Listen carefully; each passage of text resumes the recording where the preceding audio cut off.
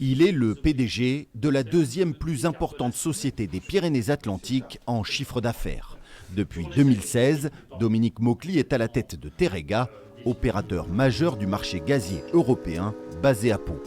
Depuis l'invasion russe en Ukraine, le contexte mondial a été totalement bouleversé, le gaz russe a été substitué, il a fallu adapter les flux en un temps record. Le gaz en France, il vient du nord toujours, la Norvège est un point clé, et puis du sud. Et donc nous, on a renforcé en particulier l'infrastructure entre l'Espagne et la France pour permettre à des quantités un petit peu plus importantes de gaz de franchir la frontière pour remonter ensuite vers le nord de la France. Pour compenser le gaz russe, aujourd'hui la France importe massivement par bateau du gaz naturel liquéfié, aussi appelé GNL.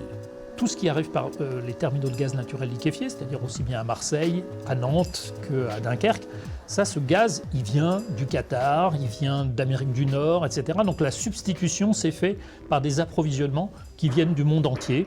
Et puis en plus, demain, ce qui va se passer, c'est qu'on aura un terminal supplémentaire au Havre qui va permettre d'alimenter en gaz le nord de la France. Puis, eh bien, on va continuer de faire fonctionner les interconnexions.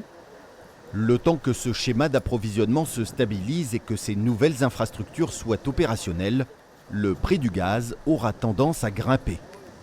Le prix, c'est le marché qui va le fixer. Il va dépendre beaucoup de la quantité de gaz naturel liquéfié que l'on va devoir approvisionner. Le prix du gaz, dans les périodes de forte consommation, aura tendance à remonter et on ne va pas rester au prix qu'on connaît aujourd'hui.